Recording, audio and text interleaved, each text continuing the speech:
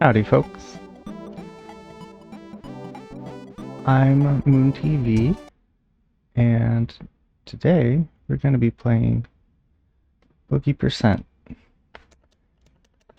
an Earthbound speedrun category.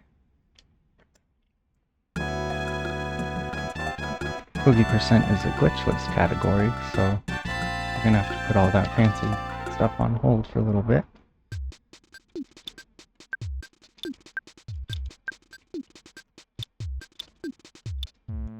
Let's go with banana. All the flavors of menu are very tasty, but banana's sounding good today.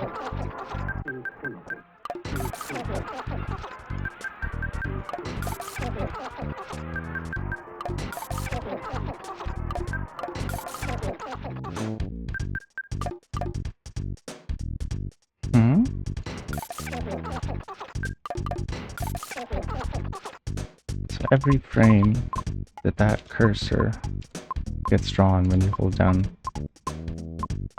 an input here advances the RNG. So you can randomize it a little bit before you start. So make sure you're not cheating.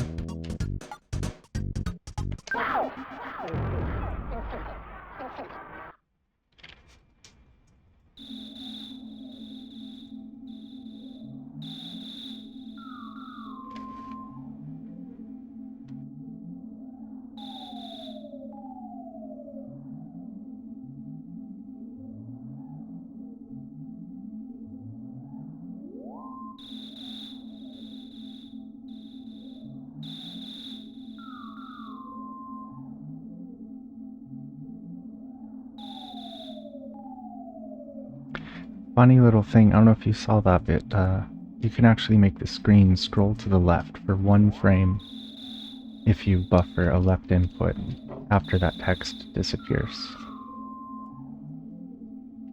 I've never seen anybody do it or talk about it, but I checked the video and it's real.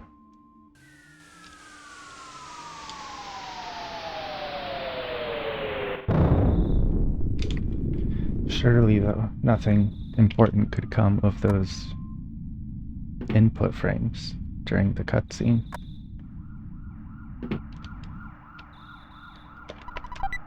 Oop. That took me an extra second because I forgot to get all my turbo stuff working.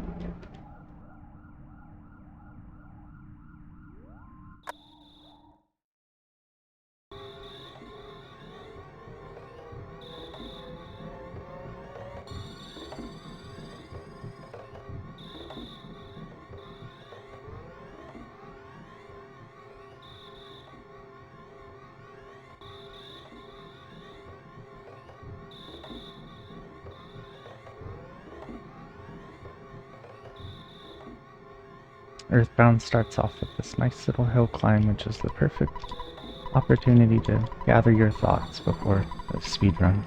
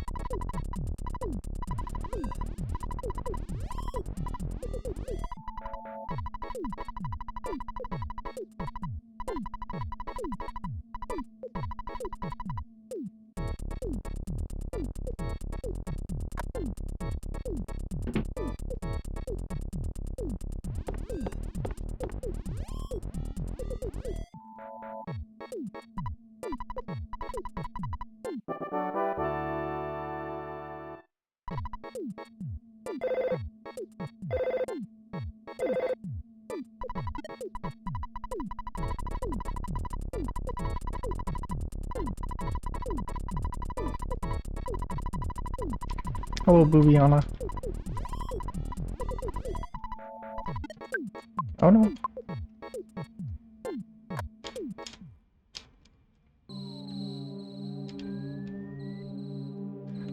Many people credit Earthbound with the invention of the telephone father.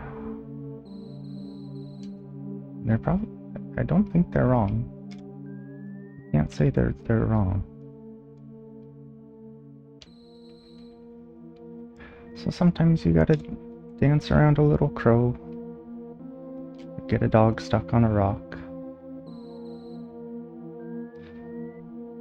That's what Earthbound's really about. It's getting in touch with nature.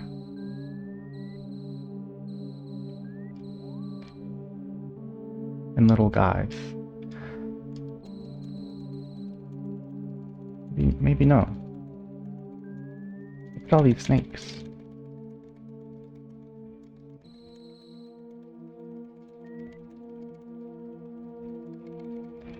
Hope you like snakes.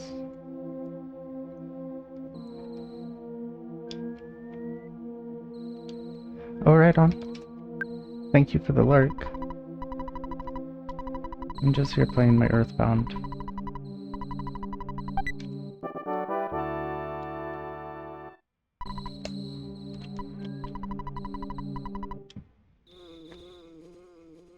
Meeting weird bugs at night.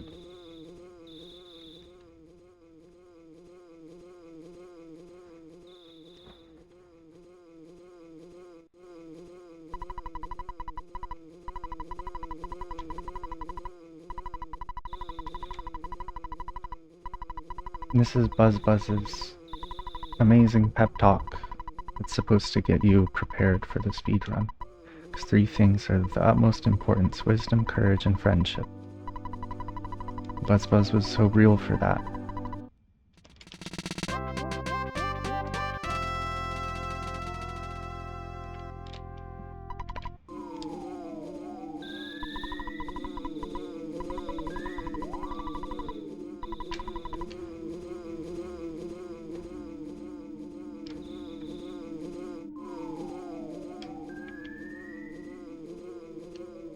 I wonder, maybe Pokey is so anxious because he's hiding some kind of secret. Couldn't be.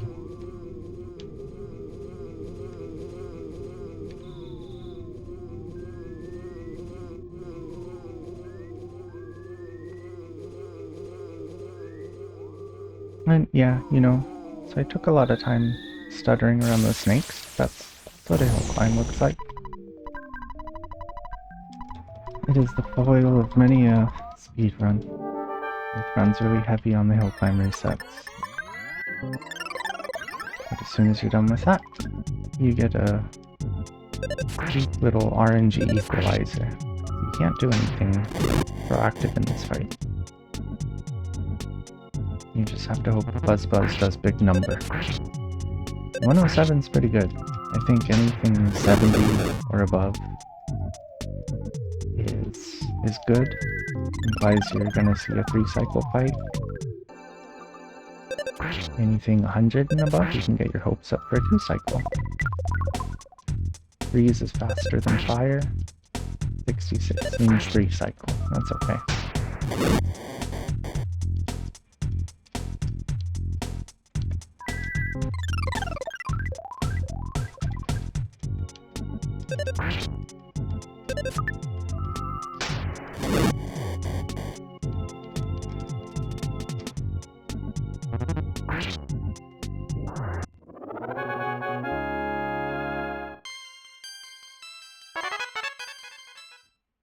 The fire does take a little while.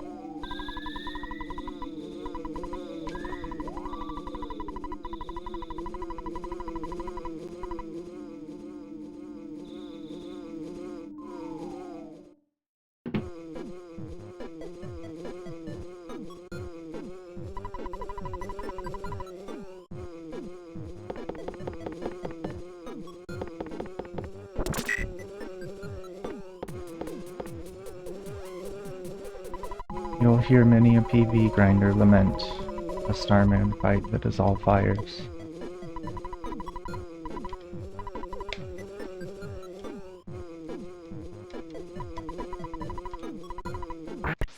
What Buzz Buzz? Can beat up a Starman Jr. but defenseless against Lardna.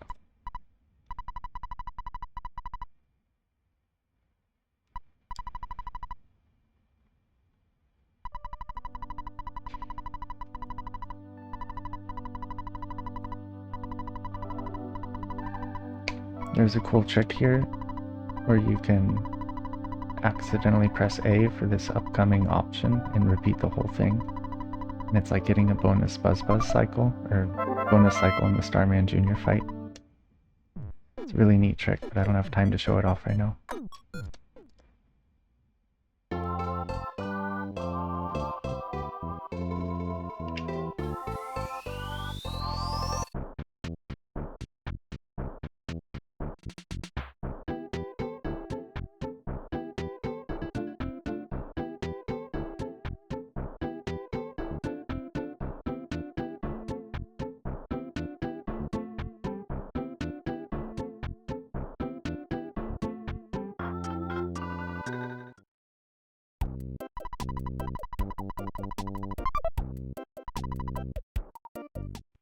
Yeah, stay tuned for more Earthbound facts and tidbits. There's a cool thing the game likes to do where it puts a butterfly in that little hallway I walked down, but only when you're really, really far behind, so you're forced to take it.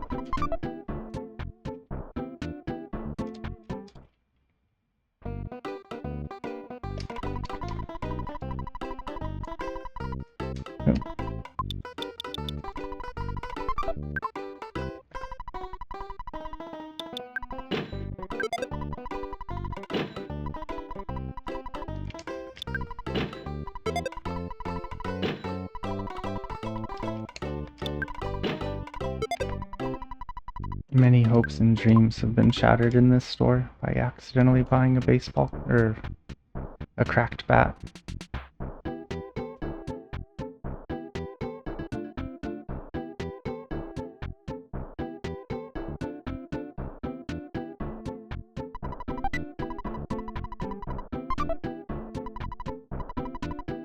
But in the game of Earthbound, you're only one miss menu away from disaster the whole time, so... Please don't hurt me, Mr. Pokopunk.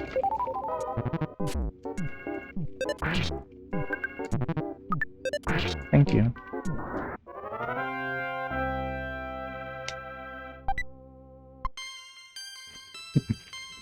It's so real.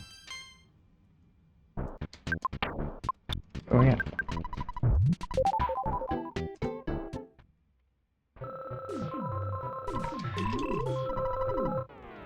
I got into the proactive habit as a beginner of always taking $50 just in case I mess that up, which I think is probably a good move for beginners still. But now I stick with it, because if I'm buying hamburgers and I use 2 hamburgers on this Frank bite coming up, then I only have to pull $90 from the ATM next time around, which is really fast.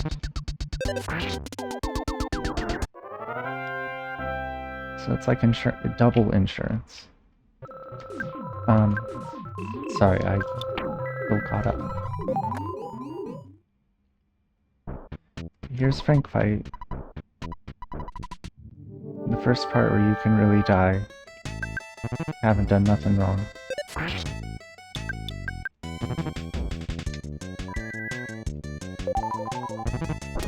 As long as Frank keeps talking dirty.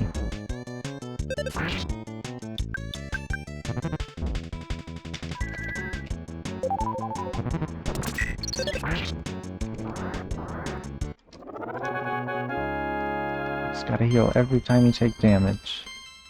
Sometimes he can brandish a knife for 26 2 times in a row or a crit and just go down. There's nothing you can do.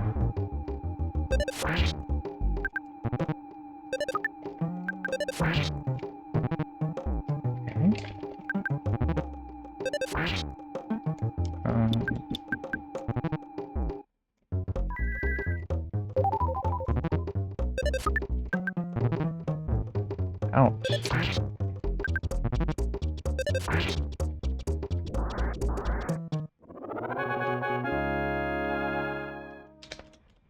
least we healed when we did.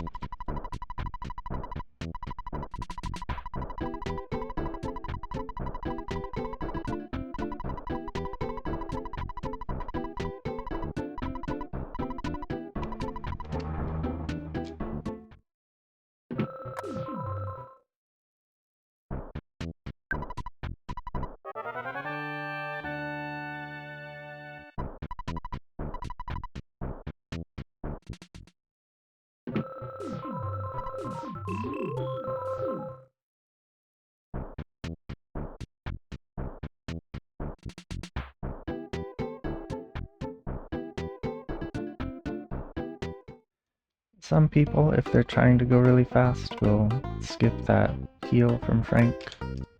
They'll skip that first fight with the Pogo Punk, but survival's never guaranteed in this game.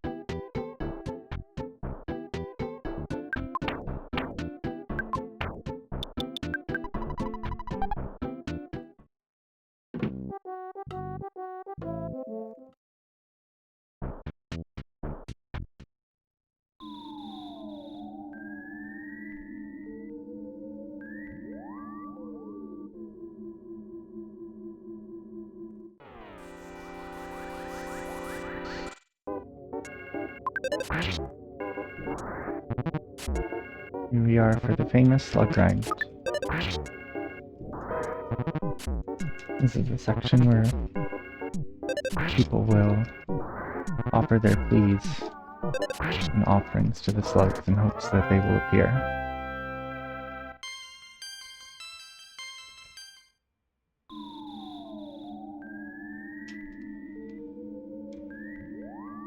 Because we're already kind of doomed for the ant fight, in the sense that there's flavors of RNG out there that will kill us in ways that there's nothing that we can do. But we can uncurse it to the best of our ability by getting some PSI rocking.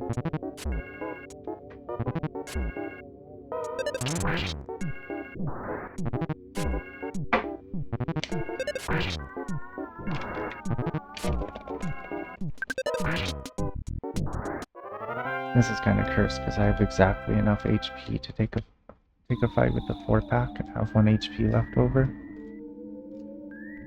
As long as Ness doesn't miss.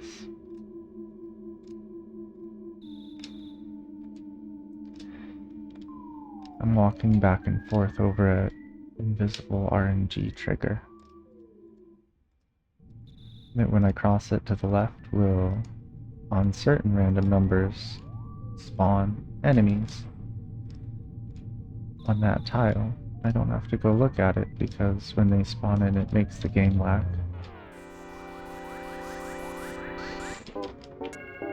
Thanks for the good luck with squishing ant, Zombie Creeper. It will probably come in handy, so I appreciate it.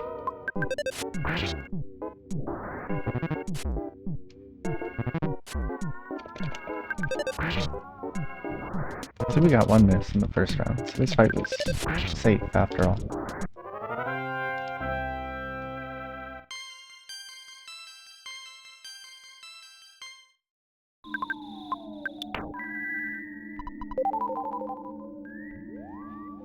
There's some contention as to, actually, for this last pack. If you go as far left as you can kind of iframe towards the rope that gets you to the second floor. But there's, some difference of opinion among people whether to take 16 on the first floor or do 12 on the first floor and take a look for a 4-pack on the second floor.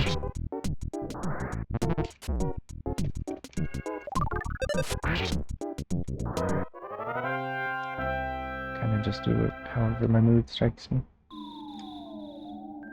Sometimes there's the mouse there and those iframes will help. And this is why often the people who take 12 on the first floor are correct.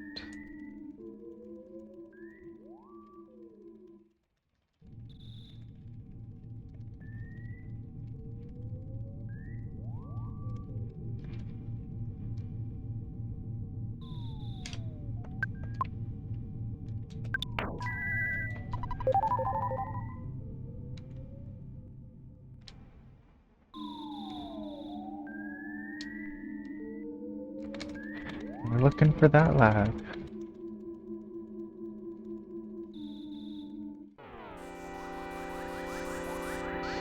I'm stuttering over because that was the Antoid on the right.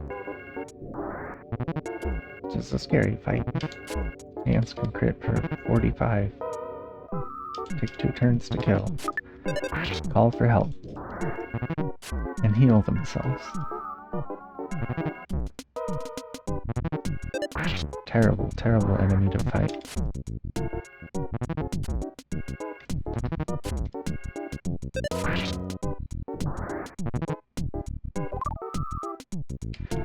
Some people get desperate and start fighting ants if the game takes too long to spawn slugs, which is,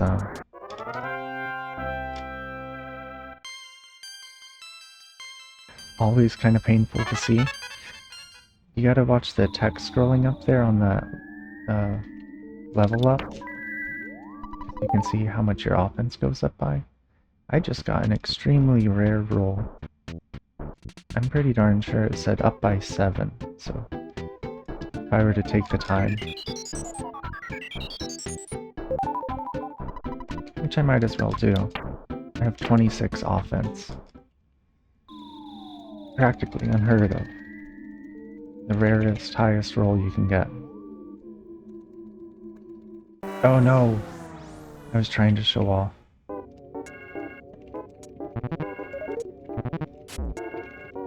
Well, I guess I can show off what these ants are capable of. You saw the failed call for help.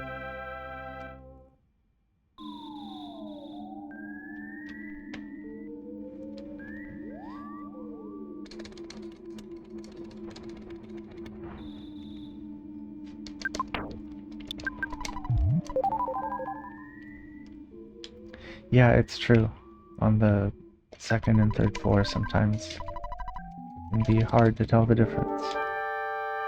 Whether the spawns are slugs or ants. 113, that's a good roll.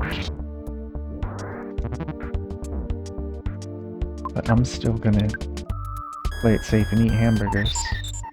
Oh, the 7 PP. I only get 1 rocket. That's fine. I can bank on my 26 offense. Still try to play it safe.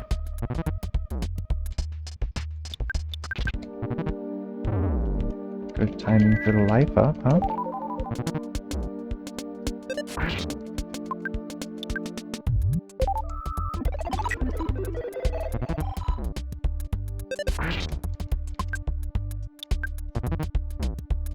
Okay. Good thing I ate the burger.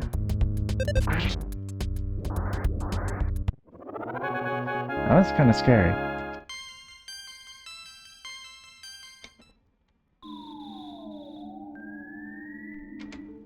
Ant used magnet, so I lost a rock and somehow survived.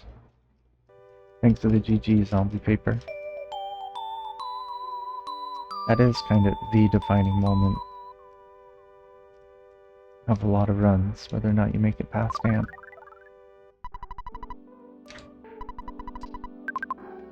I was, it was in round 2 of the Earthbound Super Series, Swiss rounds for the Boogie Percent tournament. And it was, my race was part of a quad restream, and every single runner died to Ant. Some people more than once. It was a massacre.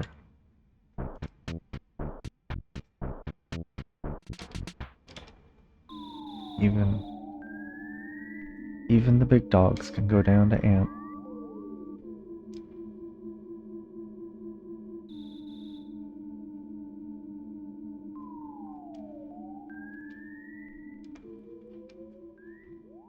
Yeah, that's rough.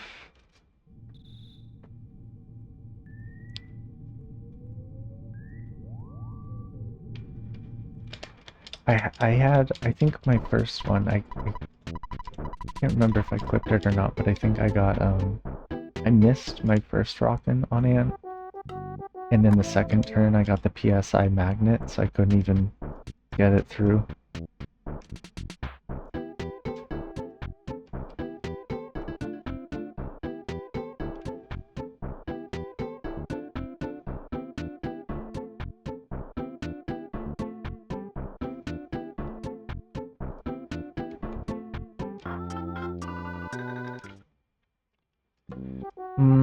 It's still probably not worth the time.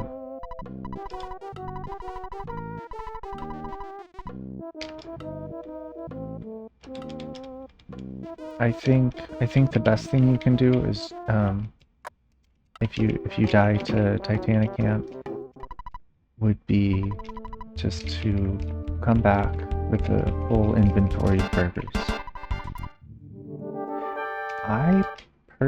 I forgot to do it this time around, but I personally have a strategy where in my burger shopping, if I'm trying to play it really safe, I will save at the drugstore so that if I die, I can just go straight to the ATM and then back to the burger shop, get full burgers, and started my way through Giant Step and just take 2 butterflies up at the top.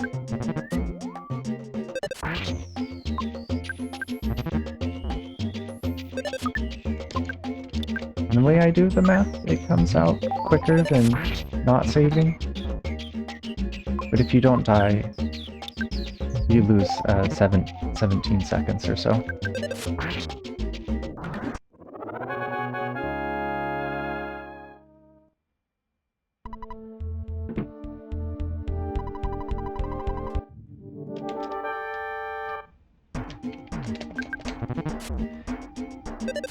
That last fight was slow.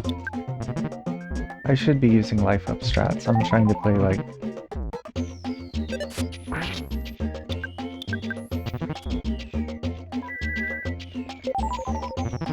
I'm using PB strats in a race setting.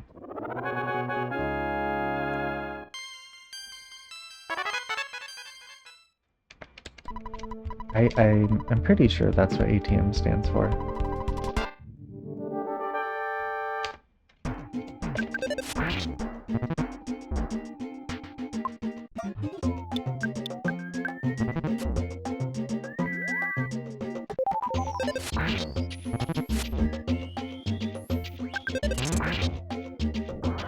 Okay. I may have just completely goofed my way through this cockfight because I wasn't giving it the proper amount of attention. But those cops can be dangerous, especially if they crit you. Okay. I'm gonna play really safe here.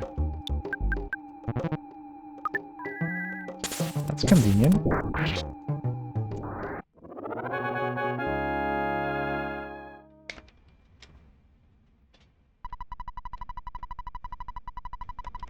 Normally you just throw 2 rockets at him if you have a chance, but we've made it this far, and I forgot to save at the drugstore, so thanks for GG's on Cop Ant Zombie Paper.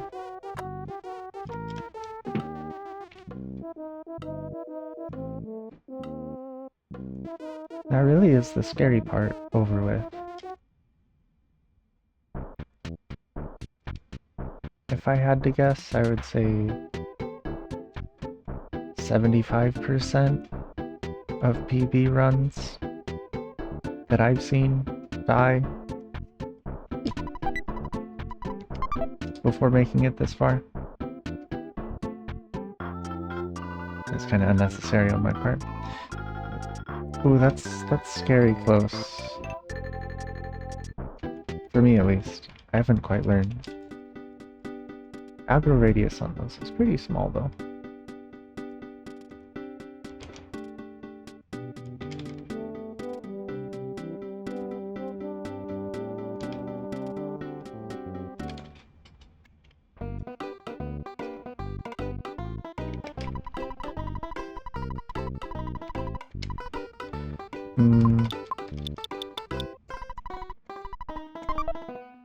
General strat there, if you're a 2-skip sandwich buyer like I am, is to have at least $600.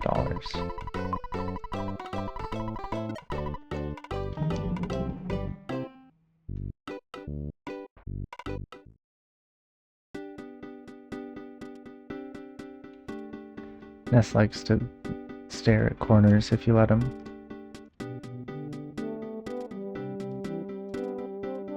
Which, you know, same, honestly.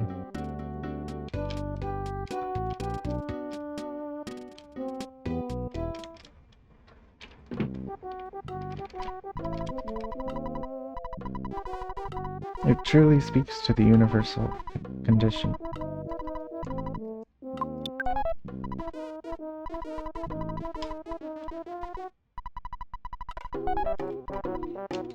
If you speedrun Earthbound, you say Apple Kids junk pile, people know what you mean.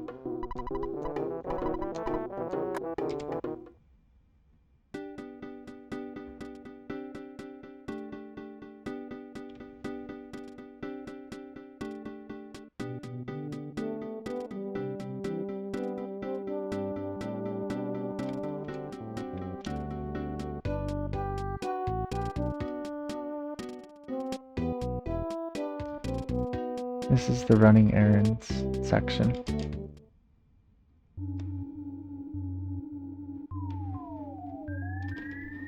Earthbound is full of useful advice. Not only does it advocate for wisdom, courage, and friendship, it says young people should do errands, which, you know, sure.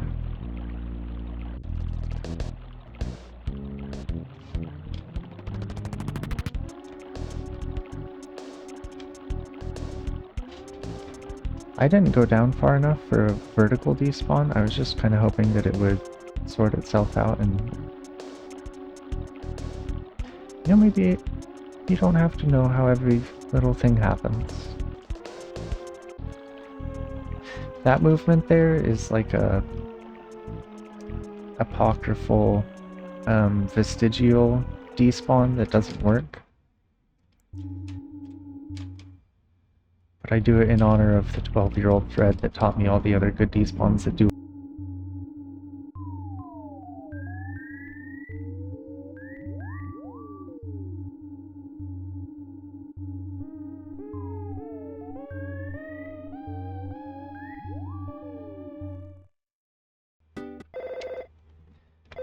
That was a lucky encounter with the caves.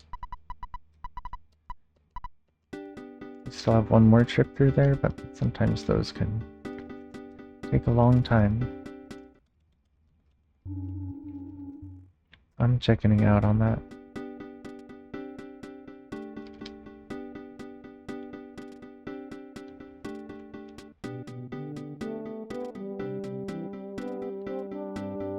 That looks like Scatman John.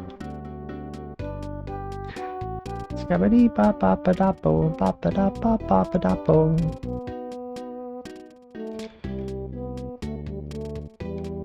The townspeople of Tucson will sometimes attack you.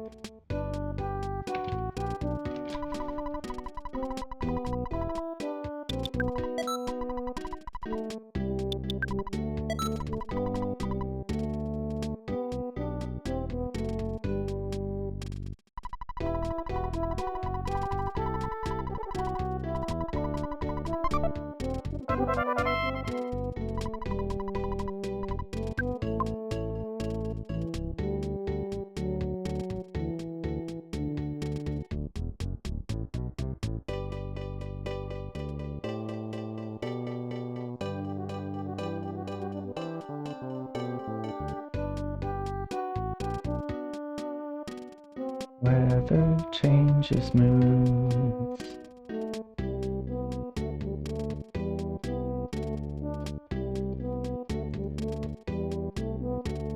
Deep cut.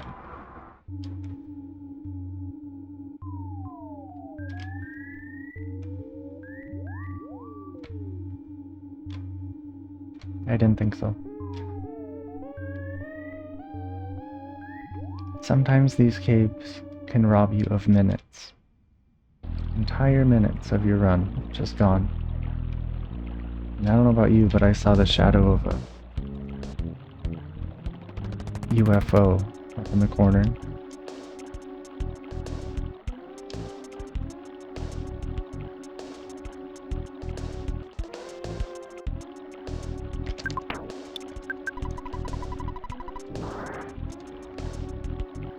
That was risky, but it paid off.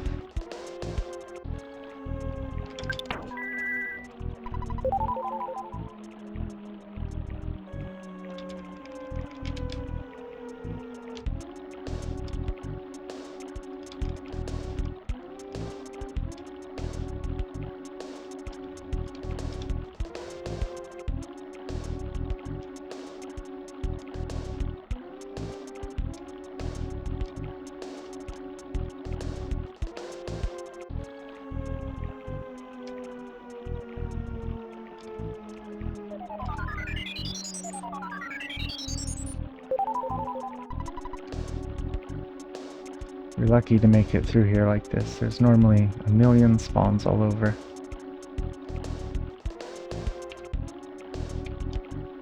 Unfortunately today we won't be, or at least so far, we won't be demonstrating what it's like to get pincered. Which is when you go to turn around and despawn something like this, but you accidentally spawn something in on the other side.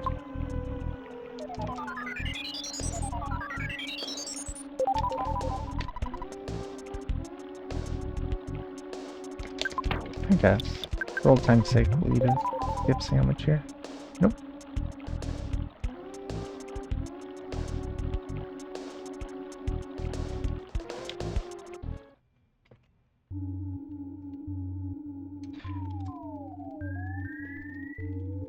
Oh no. I tried to not step on Snake.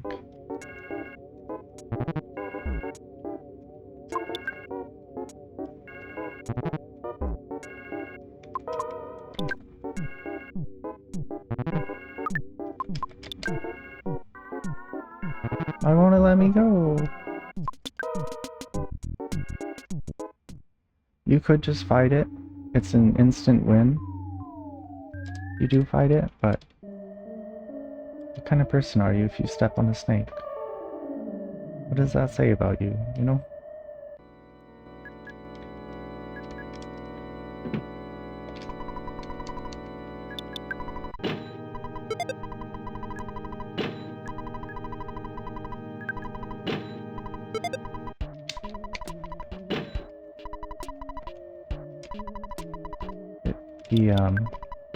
The tension is becoming palpable. I have to do another scary thing, which is first off walk through this cave. That's cultists you can't run away from.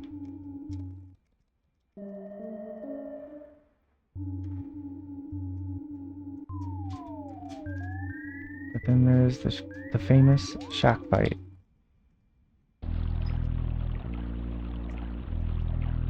butterfly.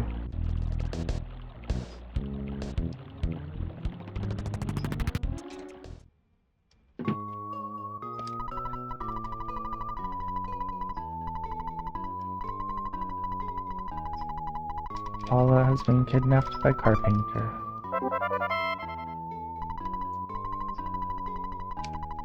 So first, we must defeat the cultists,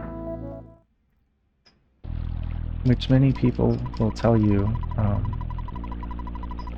are based on a cult named Shinrikyo, and I have it from an authoritative source that is laughable and not the case.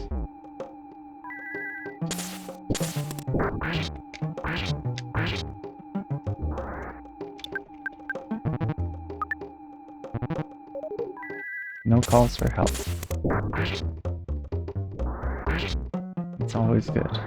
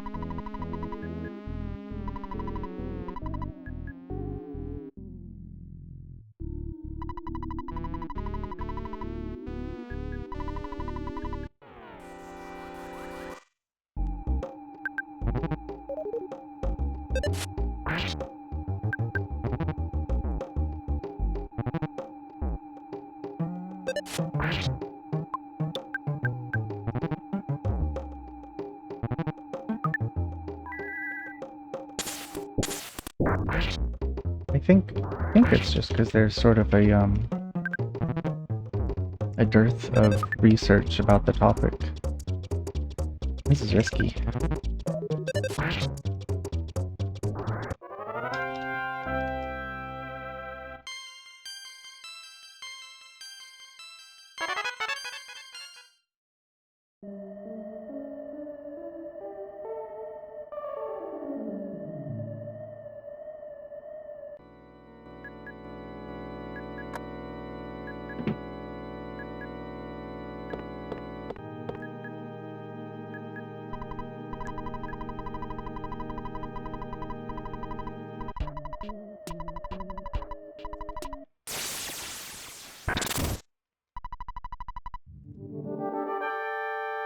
My heart's racing a little bit because I gotta rely on Carpainter to...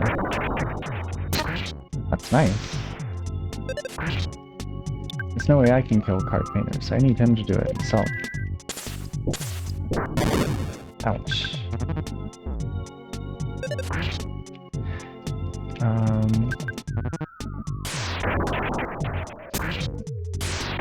Oh, nice. Well, that's lucky. Sometimes that fight can take a whole minute.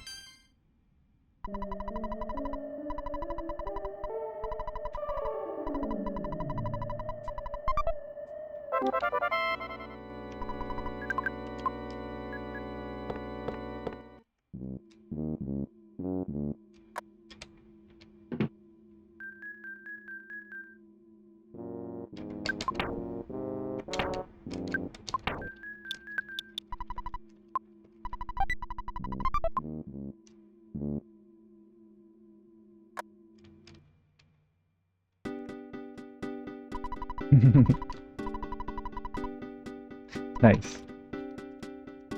Thanks for GG Cultist Ant.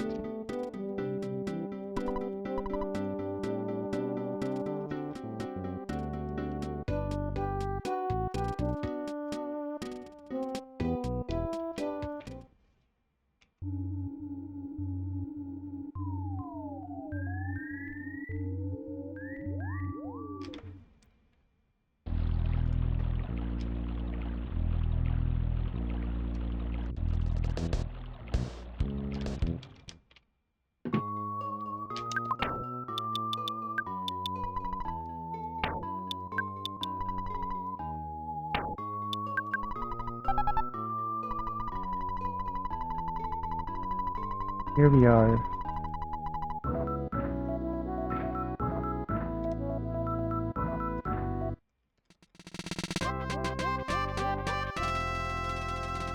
It's true. Rubiana's a squished emote influencer.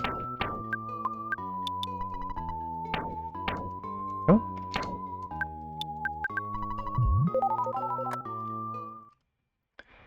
We now have to die to get back to Tucson.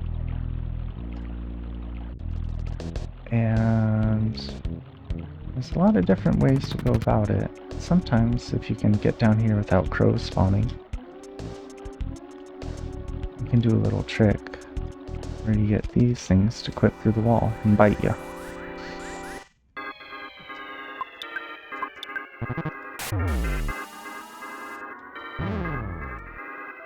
It's something that,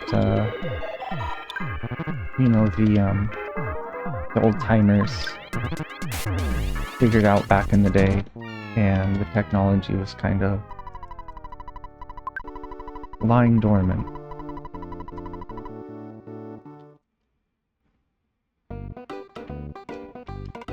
But it just occurred to me one day, you know, I bet you can get those things to bite you through the wall, and sure enough. So without having heard of it, I just kind of walked the same path as the Earthbound speedrunners who came before me. What I'm trying to say is it's obvious. I don't know why everybody doesn't do it.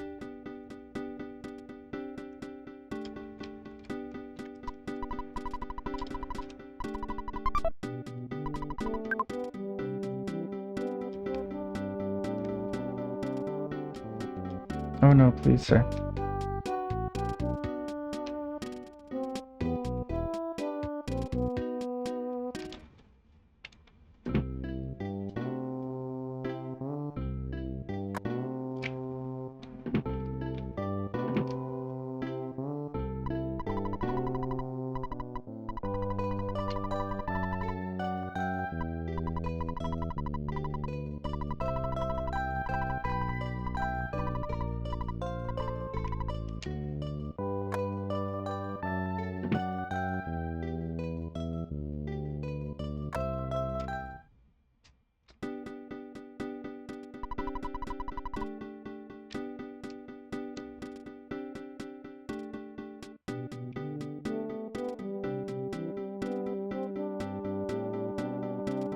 Oh, yeah, no, I told on myself. I submitted a run that had that in it and, like, really dramatically pointed it out. And it got accepted.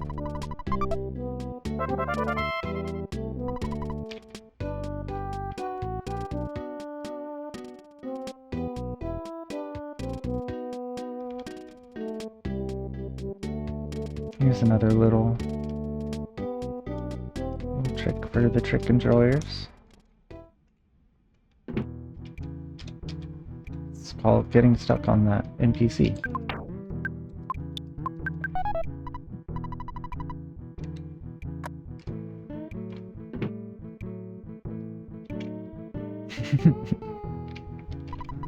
Yeah.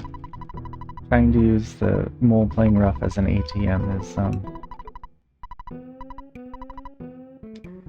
is a test of patience sometimes.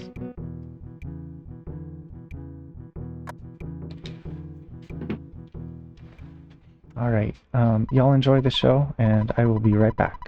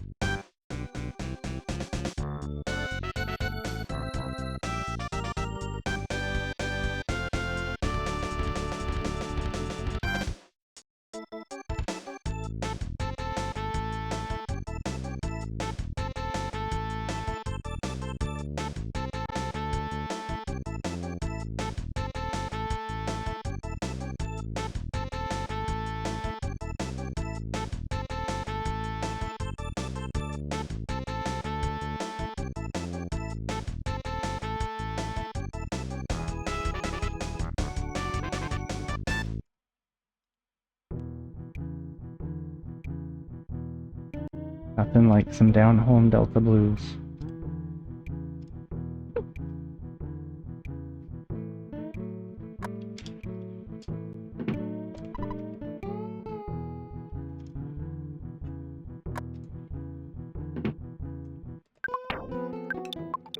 No, not a banana.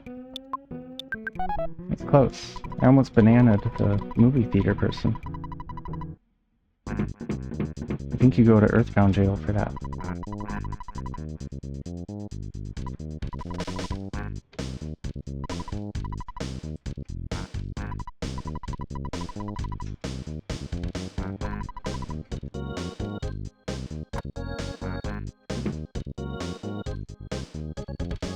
Now the great choice, the left bus or the right bus?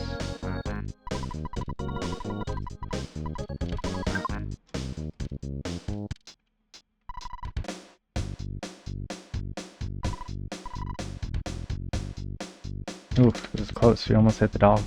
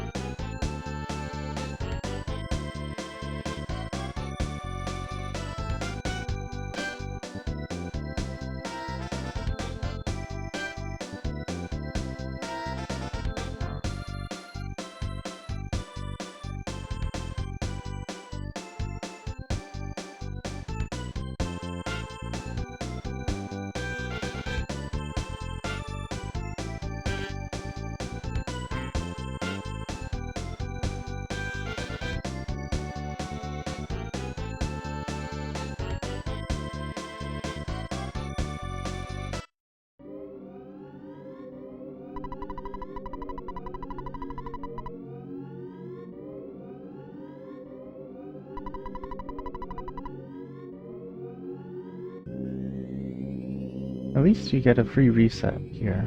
If you die in the graveyard, you can start over at that little bus stop. I used to look forward to that so much when I was learning this. It's like, okay, I just have to make it to this spot right here, and then I can guaranteed finish the run.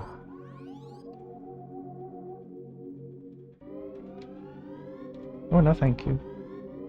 I'll have none of that, please. Oh, this isn't working. Uh-oh.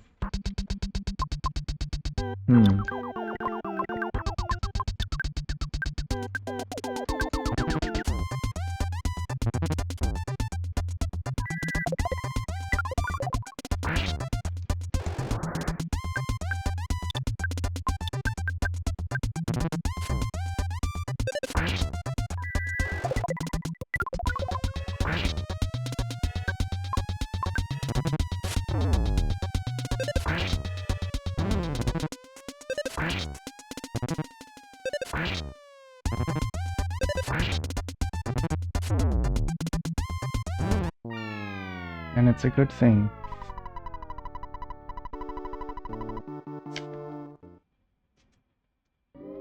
That was mean. I accidentally spawned in those two ghosts.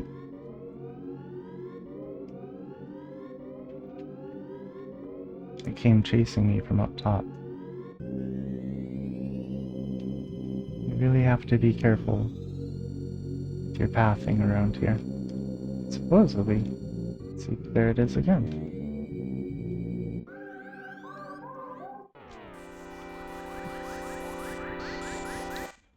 Yikes.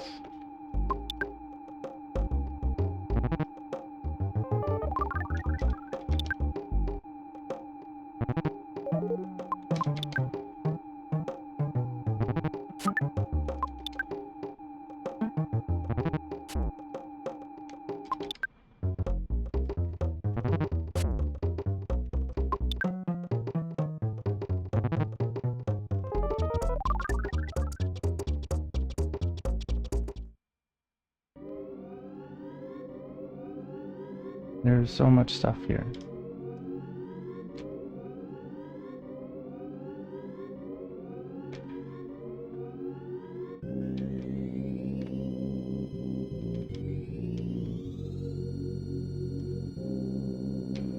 Don't usually see a graveyard popping off like this.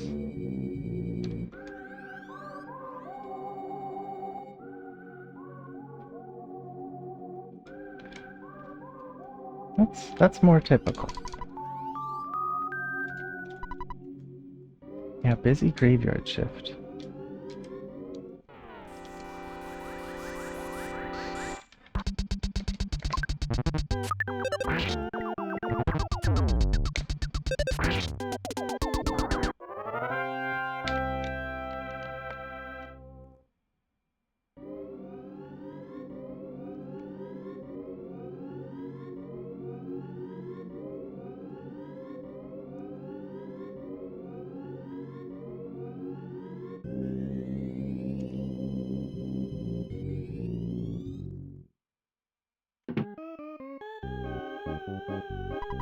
Oh.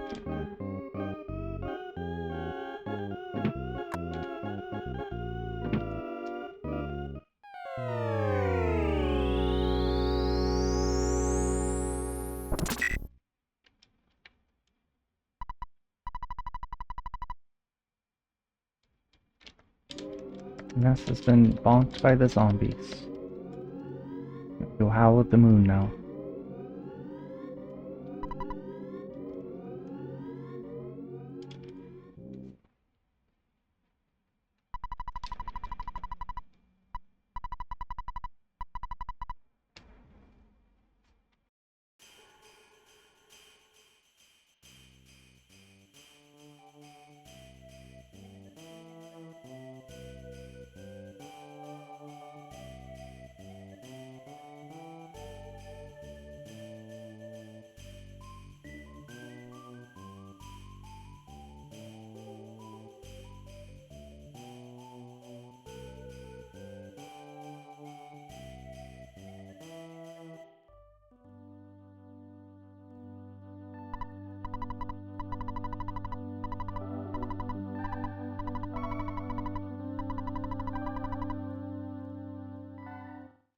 It is the beginning of our Jeff quest.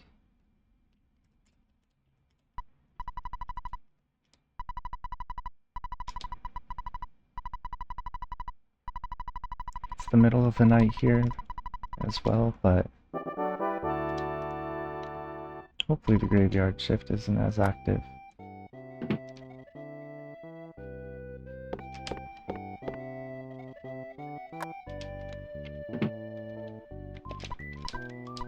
One of Earthbound's only out-of-battle enemies, Maxwell. You have to battle him with a key. He's sort of like the,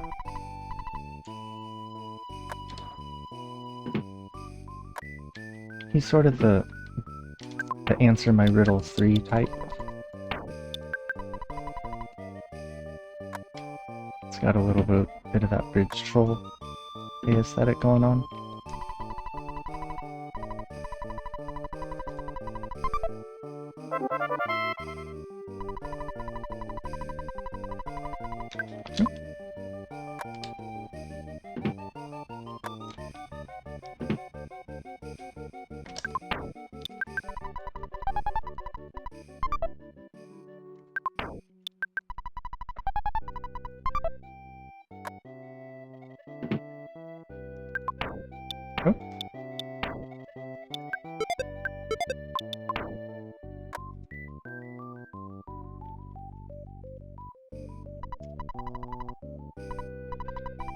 This is what real friendship is all about.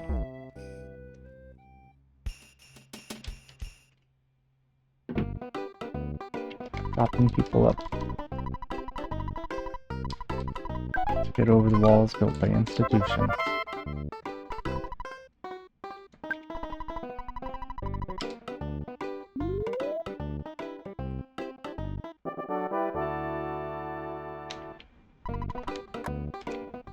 Didn't realize I was going to be so real when I started saying that, but it's so true.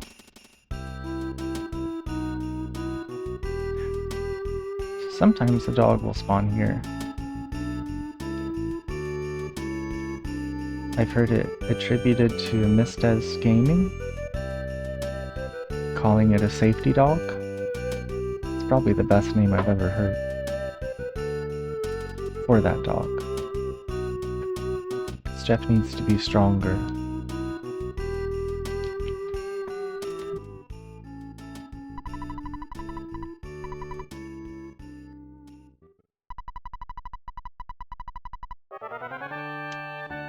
We have the scariest fight out of all scary fights in this whole game coming up.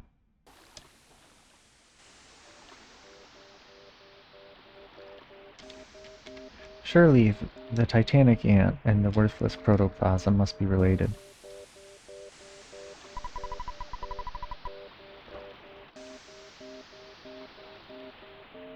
They have the Gygus connection. I guess that's what it is. Still. There's something so common sense and straightforward. It rankles in the most befuddling ways.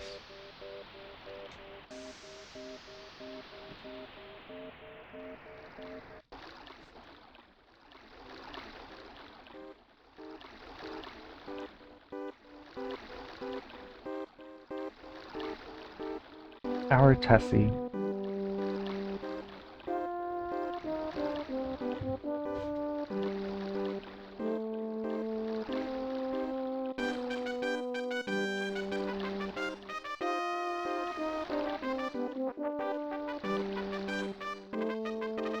What the enemies of Earthbound provide in frustration and difficulty, Tessie makes up for with her enduring beauty. Her soothing song. Her beautiful smile. A big purple face.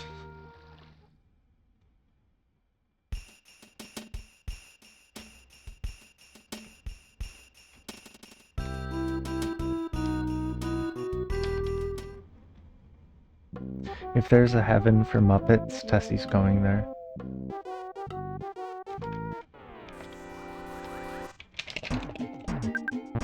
Like the scariest enemy in Earthbound. Here it is. That's turn 1.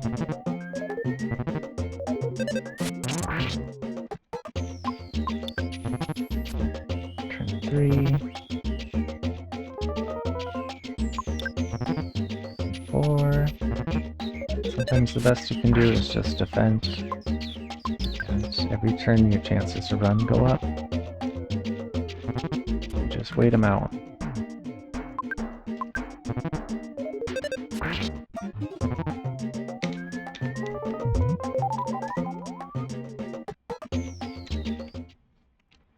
We escaped. We're still alive, and the duck is in an okay spot. Was in an okay spot. There we go. One thing a lot of people teaching duck skit don't talk about is you have to watch where the duck is like getting stuck in the little corner of these rocks, and it's stuck right in these little corners there. Monkey stuck once, monkey stuck twice, monkey still gets me a proto fight. Nice. Now I don't have any healing items, so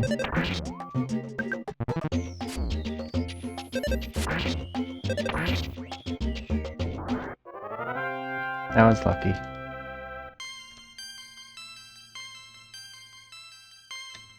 Thanks for GG Big Boss Ant, maybe? Zombie Paper. That really was, hopefully, the final big scary hurdle this whole run. Not that On Cave isn't scary, but there's things you can do about it, at least. Reasonable scary.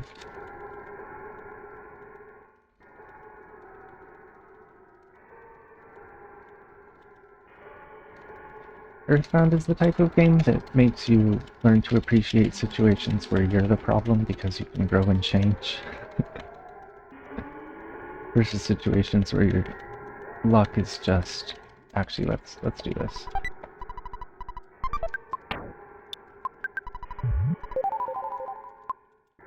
Yeah, versus situations where you're just a little leaf blowing around in the winds of... Oh, that's fine.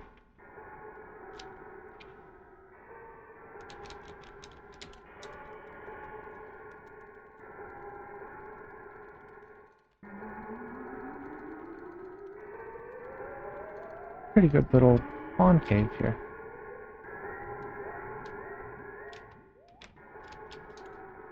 Yeah, start of the RNG. I don't see other people doing that because it wastes time, but, you know.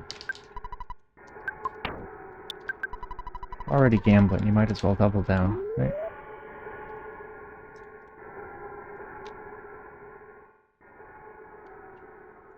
Bubble Monkey does Bubble Monkey's one job.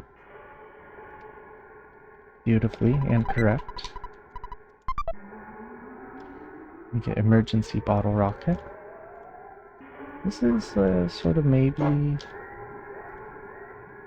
Probably not worth it though.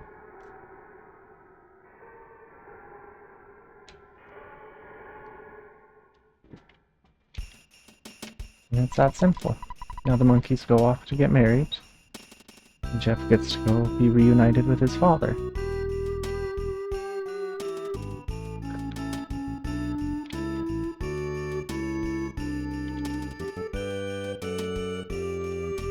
Yeah, the mushrooms in that part of the cave are...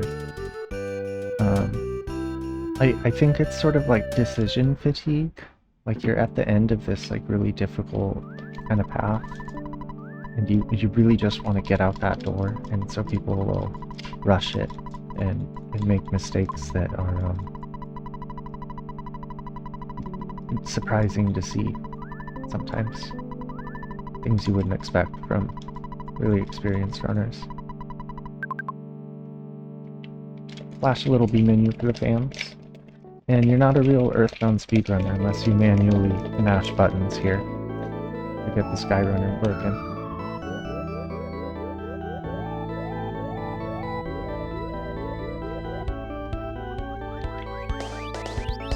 Pretty good winners.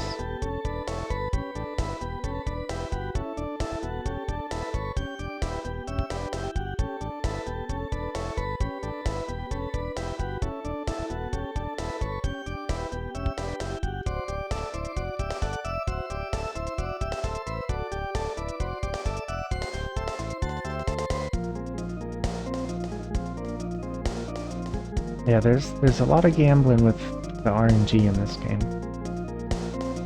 Especially once your times get down to a certain point. Because the RNG swing on your time is so wide that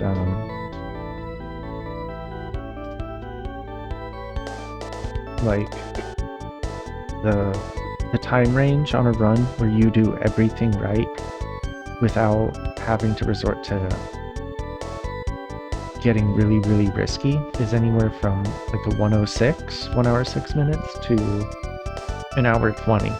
You know, you could die to Ant twice and it not be your fault.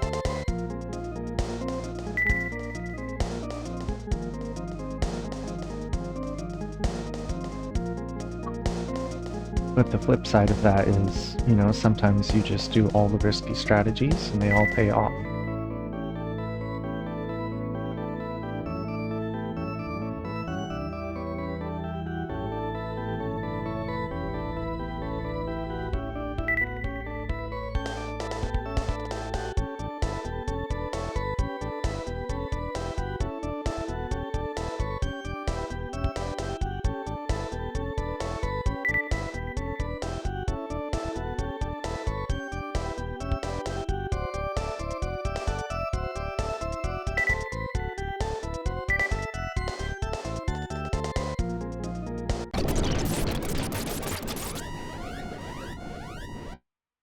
Yeah, you know, and I love Final Fantasy VI, like, it's one of my favorite games. But once you're getting up to the step-routed level,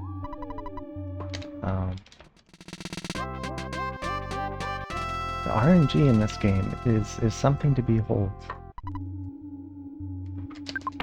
I love that it's not just in the battle system, it's entirely in the overworld. You have to, like, manipulate the overworld enemies to get around. They did that really cool. Little safety pause there, just in case there's flies. You already saw how bad my fly luck is today, so...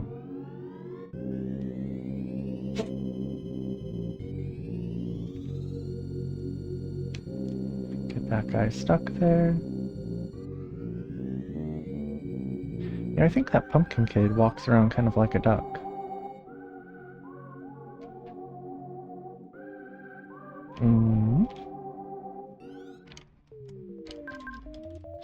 And this is it, the final battle. Us versus 10. Definitely has 32.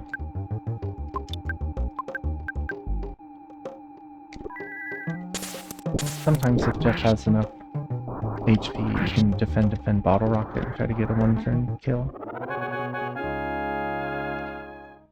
His health was too low this time, and turns out we didn't need it.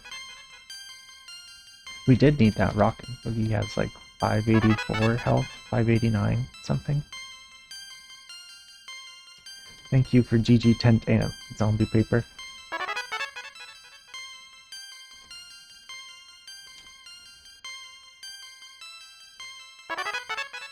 How on earth they made a tent ant, I don't know. But you all saw it. You saw the tent ant. I had to kill it. The Tentanic ant.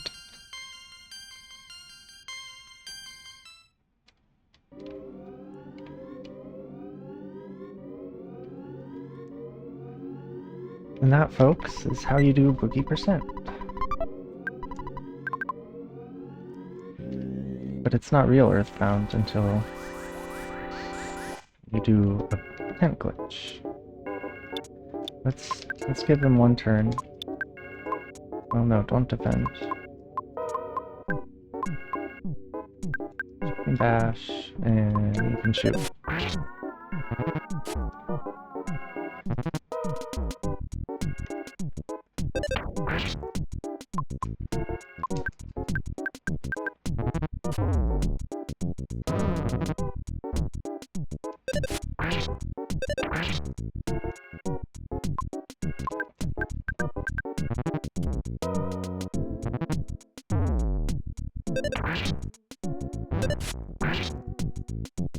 Okay, that's enough. Let's run away.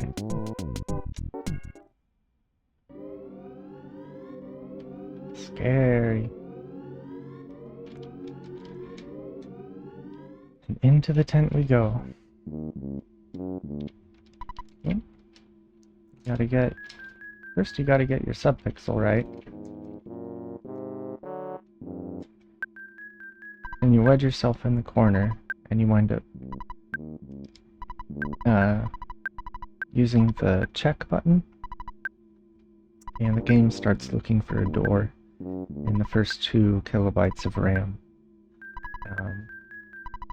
Spoiler alert, there are no doors in the first 2 kilobytes of RAM, but there are all sorts of things the game can find, and that'll start it chewing on its own code, and sometimes it spits out really fancy, strange stuff.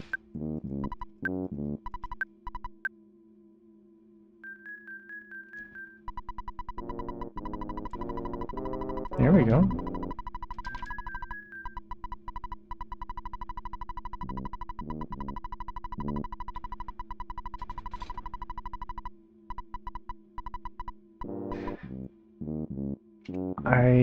I believe that controller input is in the first 2 kilobytes.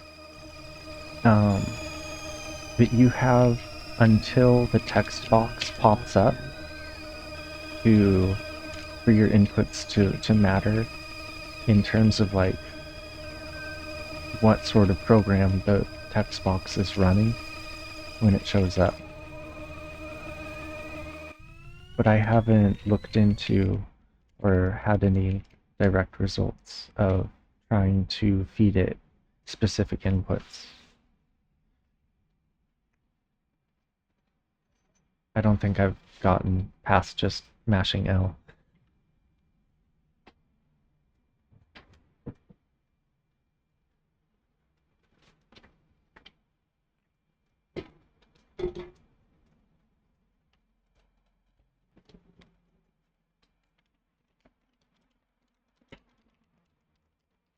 If you see this screen, you definitely want to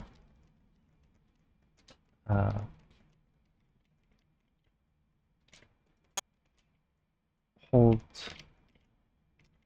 L and A. I don't know what this is. It doesn't usually clip out like this.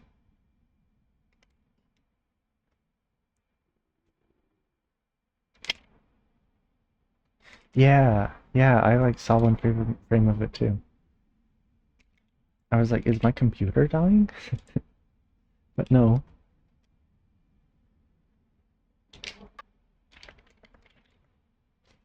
This is just the tent. And I think all the little green splotches might be like sprites that it's drawing.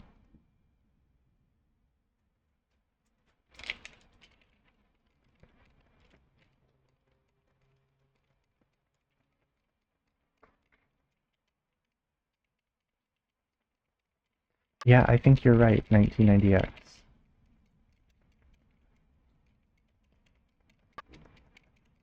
The most I've done is, you know, get certain states that I liked, and then I would use emulator and rewind and hold down like button combinations and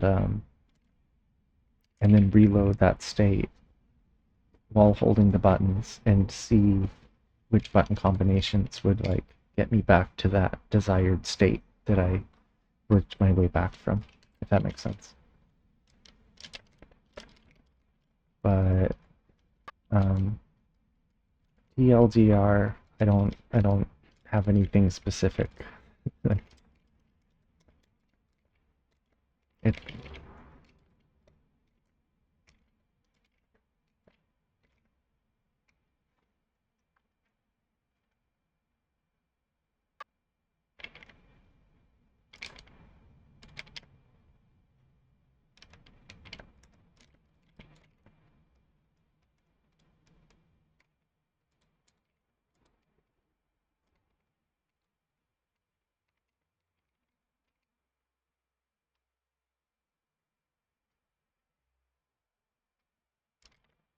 oh, that's interesting.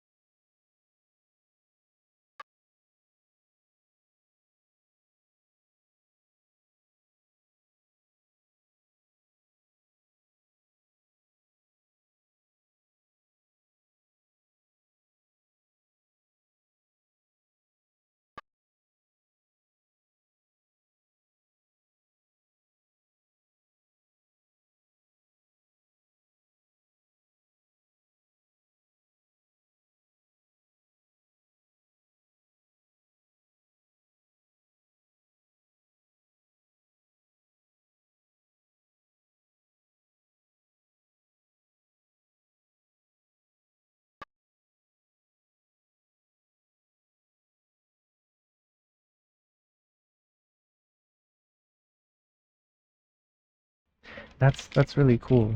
My version of BeastNets like has all the like the RAM viewer and stuff like popped out of it.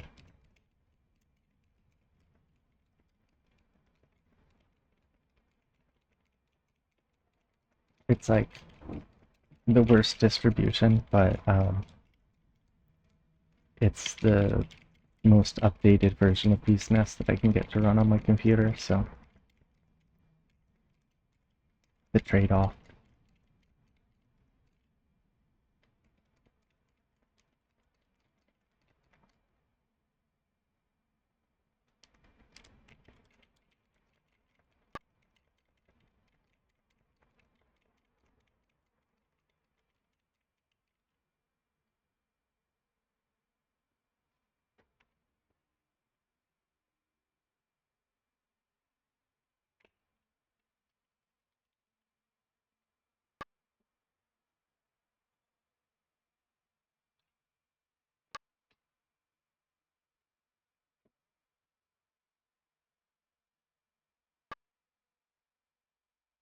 Ooh, some flickering.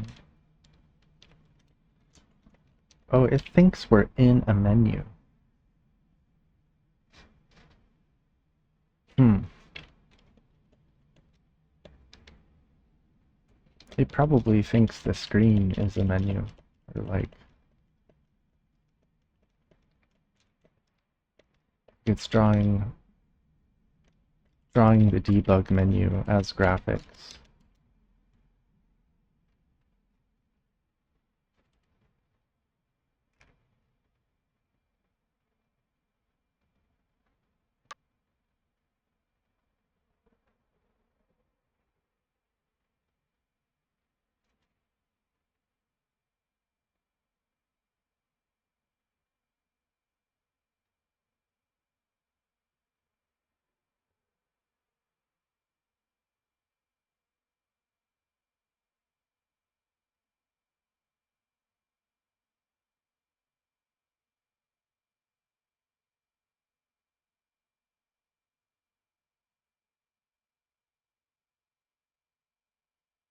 Oh,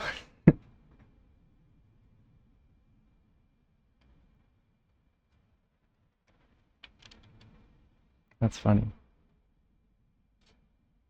The little green rectangles are sprites, and one of them is pacing back and forth.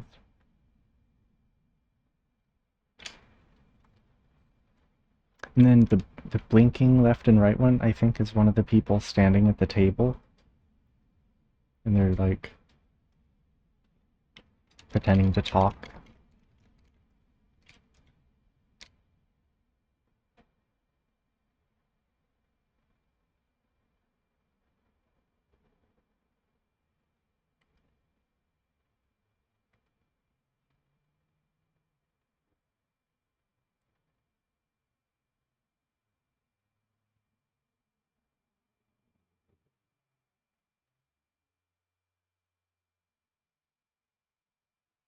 Oh.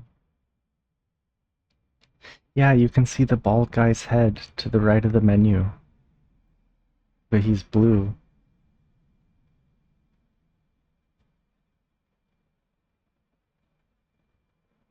Yeah, yeah, you're so right, Zombie Paper. The more we look, the more they look back.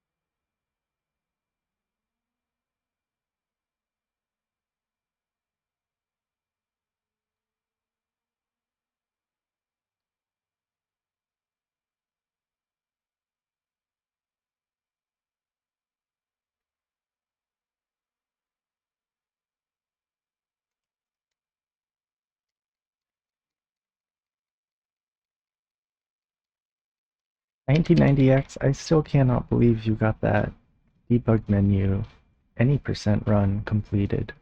That's so cool.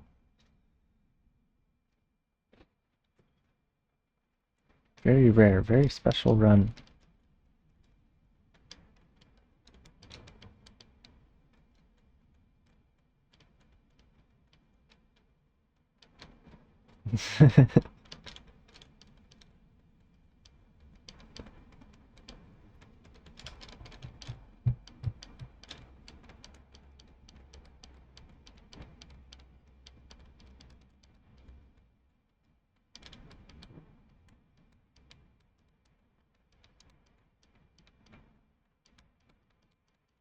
I love that it played the like the character name selection screen song. My favorite song, and it comes up so many times, like right before really good glitch stuff. Truly blessed song.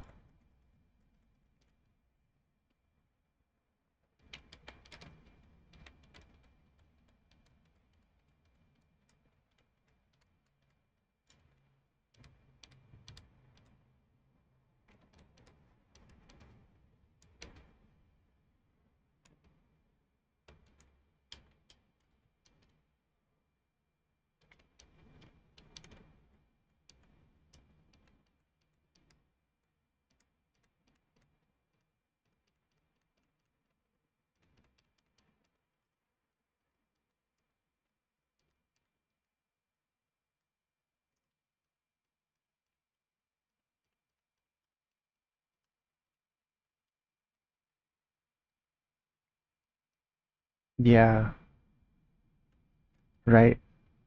Seems like it.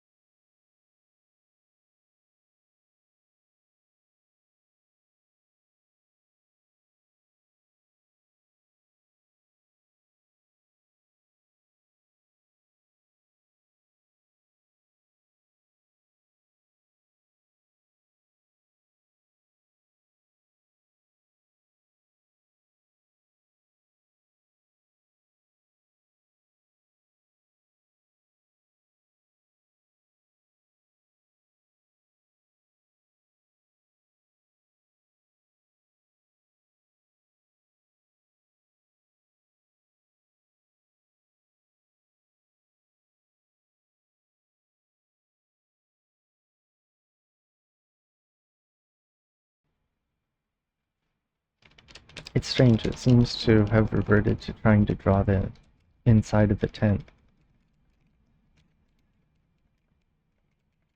Maybe we got the text box for 2 frames, and now it thinks it's back to business as usual, but it can't, doesn't know that Ness is still trying to check stuff in the corner or something.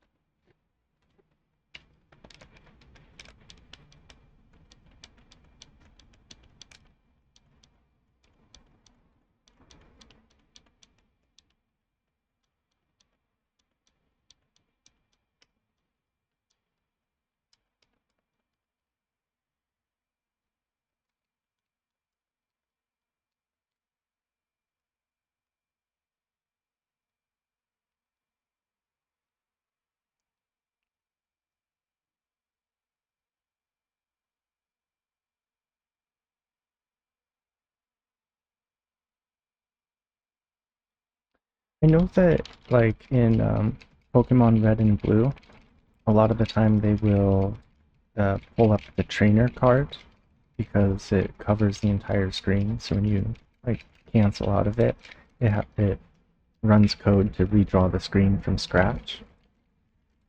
Um, but I think the equivalent to that in Earthbound is the Soundstone.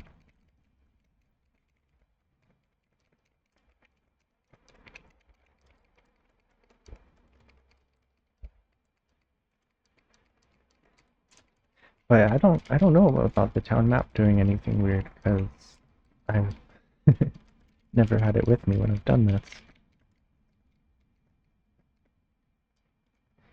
I know you can pull it up from, like, there's an option to pull it up from that other weird debug menu that I get to once in a blue moon.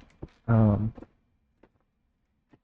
and a lot of the time, even when everything's fried, like the RAM that it reads from to draw it, or I guess, I don't know, maybe it draws it from the ROM, because it always comes up clean, but once you cancel out of it, your inputs are always disabled. So it's a run killer.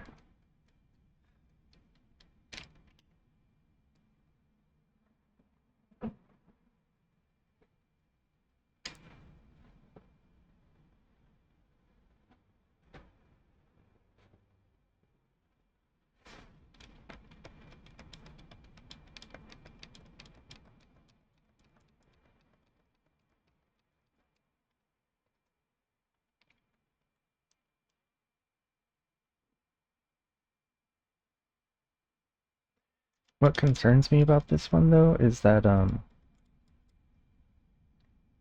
the text box usually pauses like overworld animations, like sprites walking around and stuff.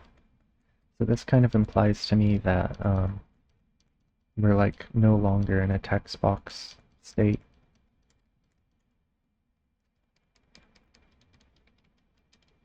And that we might just be soft locked.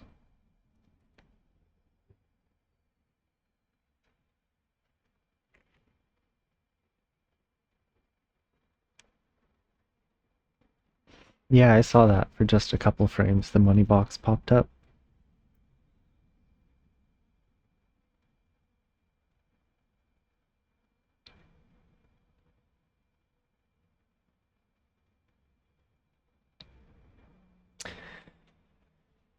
This might be GG. It's possible that the text box code is just off and some other part of memory running and working itself out and could maybe still get us a crash, but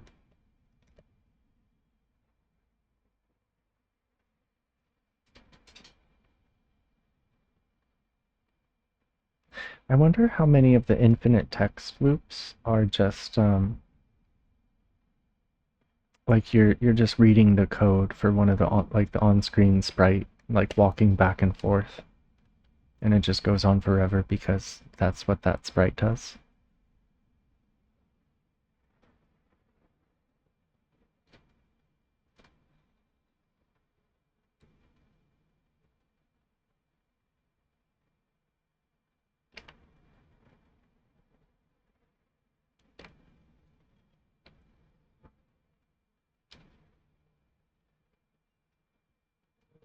Yeah, the Super Nintendo was a beautiful little creature.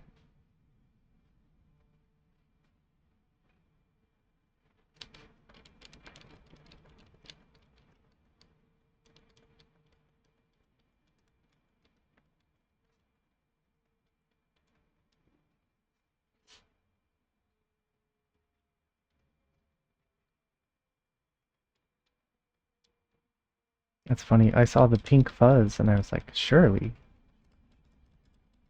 this is an excellent glitch.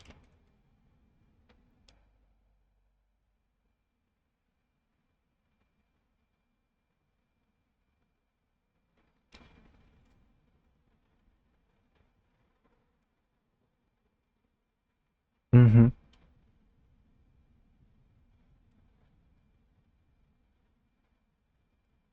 Yeah. Sometimes I've taken a lot of those like little 5, 6, 7 frame flashes of stuff uh, that happens when it crashes and looked at them frame by frame.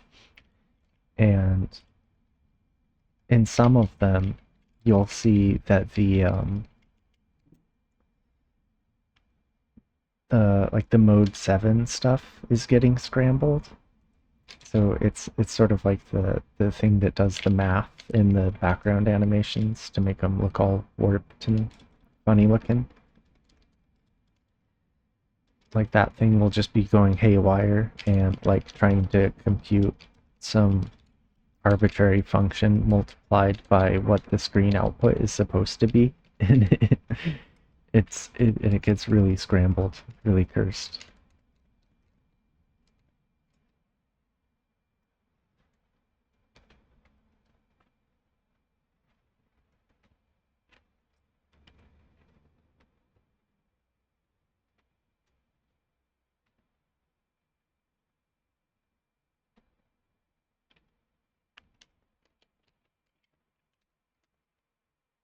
I think that I might have to call it in a couple minutes here, so hopefully Tent will give up a little something. Otherwise, I'm gonna have to make like a egg and scramble spaghetti.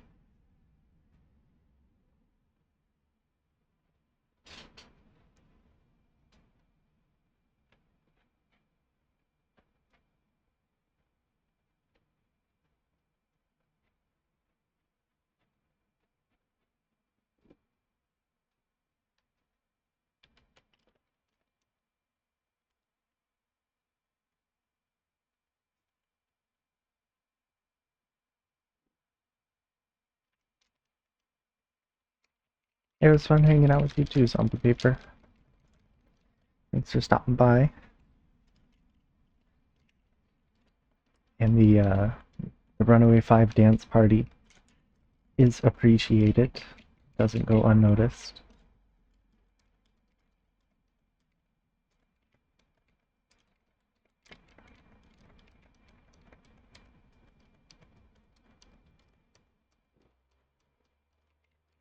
Thanks. I appreciate it. You guessed correctly. That's what I'm gunning for. Low key, this is I'm gonna submit this video to a thing. Maybe do a speed run in front of people. I get lucky. Mm-hmm. Yeah, I got everything but the followers. I just need some funny thing to get more followers, but I think a lot of that will just come from like streaming more consistently. I think I've streamed for a total of like uh, 40 hours or something, if that. So I feel like 20 is pretty good. It's working out a lot better than I expected. So just one day at a time.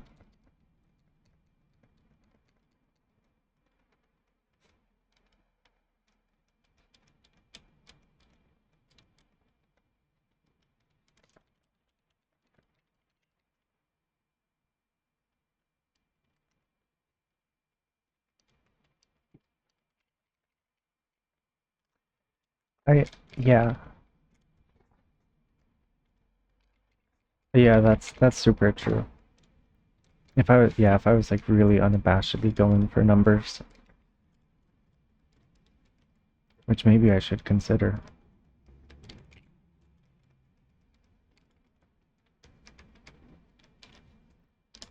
But the Boogie Percent tournament is really helping out too.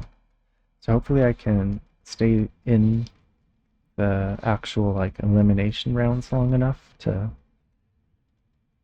play somebody in a matchup that's going to be really exciting for people to see.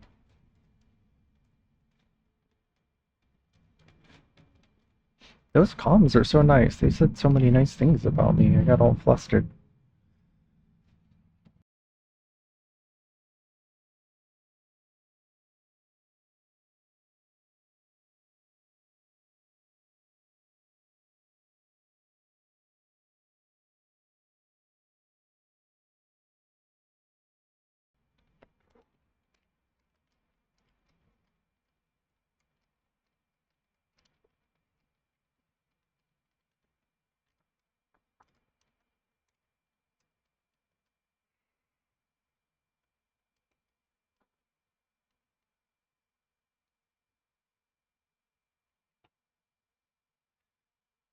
Bit by bit.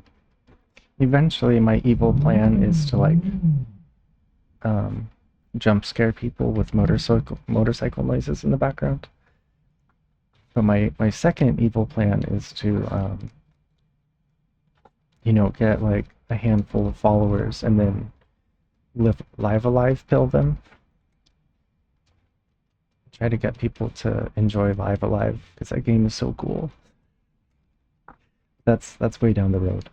I shouldn't be scaring people with that yet.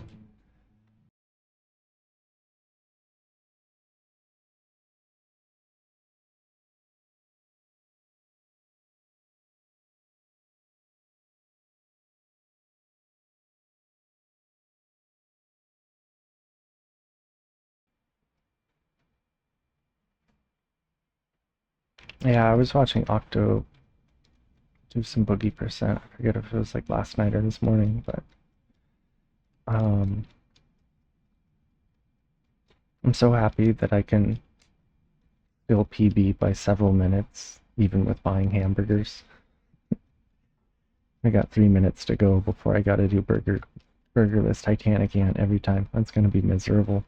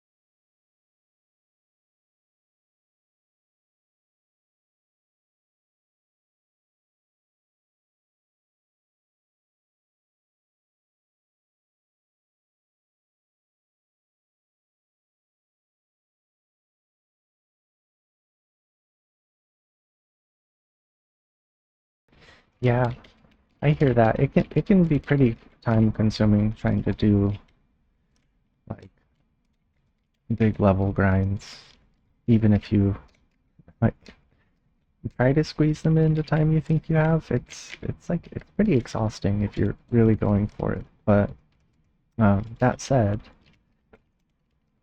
one thing you can do that um, is a little less stressful is, do one run, like don't even need a timer, but just lay out some save states and give yourself a couple points to practice stuff from. So then you can just sort of turn it on for 10 or 15 minutes, try a thing, and then shut it off.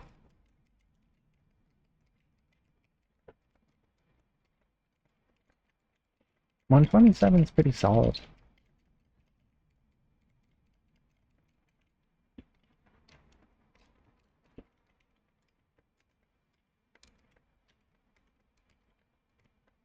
Like there's not an awful lot of difference between 127 and like 118 or so.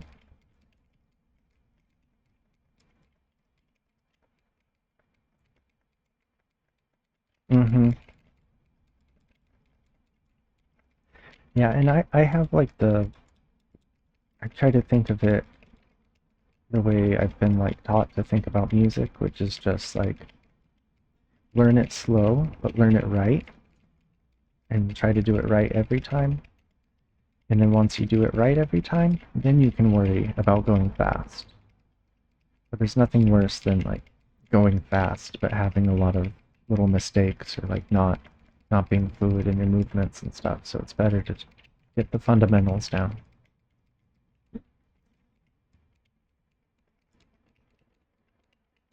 And for that whole part of the process, it's like time isn't really a factor. Having a timer on doesn't help. It can be counterproductive during during the beginning.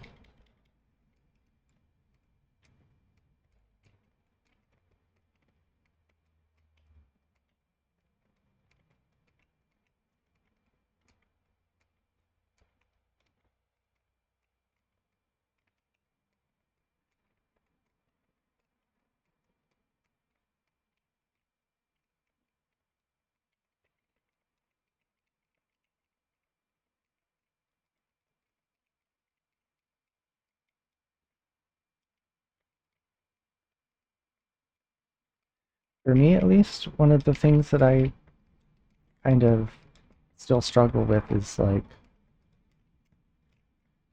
just focusing on the game. Like, there's so much other stuff to be thinking about while you're speedrunning, but there's a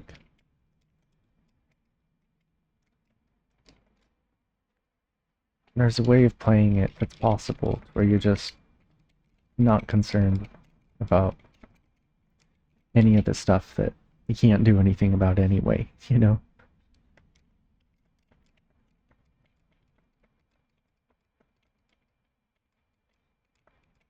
And I feel like with playing with like a timer and a chat and like a really bad computer to take care of is like counterproductive to that. And just playing without all those other distractions is like it just builds that muscle without you having to specifically focus on it, which is really cool. It's a huge boon. So I'm glad you like that idea. I hope it works out for you.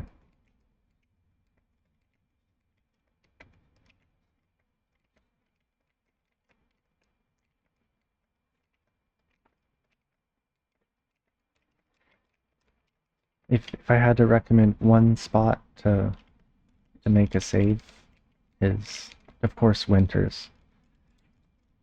Just practicing Winters a few times or over and over as it may be until you feel you can figure out what level of engaging with it you're comfortable with, and then try to figure out the ins and outs of that plan of attack.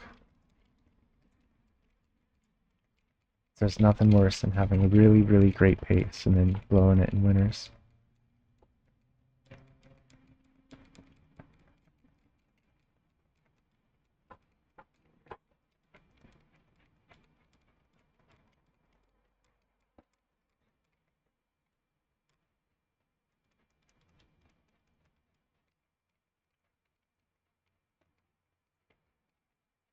Yeah, stutter stepping is one of those ones, it really depends on the runner. Some people can take to it right away, and I know some people that are like amazing, amazing world class speedrunners who still struggle with it. So, um,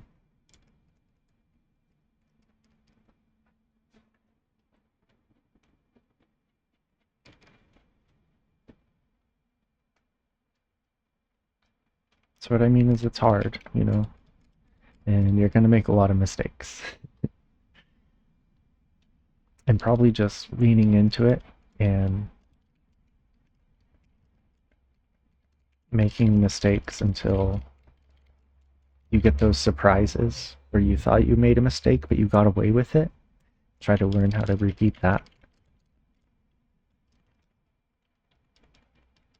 Because stuttering when you're scared is hard. You're all tensed up.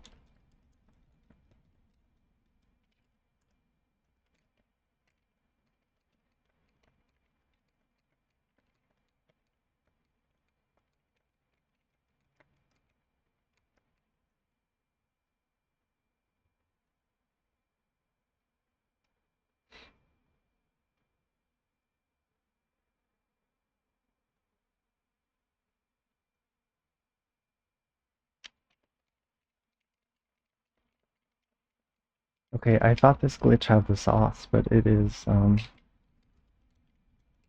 little dry. It's not very spicy.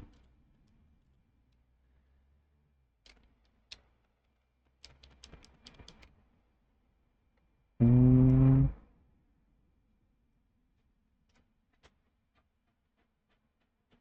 but I got some good news. I think I'm gonna raid out, and if you like Boogie Percent, oh, Miss Peen Train is somewhere around the Runaway 5, I think. So you get to see another tent go down today.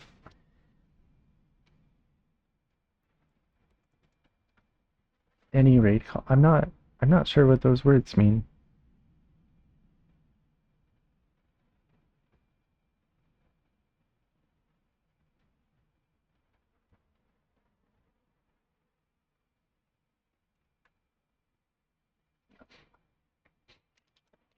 Yeah, I think we're. Oh, a raid call. I have thank you for explaining that to me. I I don't have anything yet. Um it's above my pay grade at this point. I'll have to get back to you. That's funny. I should think of something. I'm a little slow. It'll take me a while. Thanks for bringing it up though. Now I got a little post-it note in my mind. All right. Let's start the raid.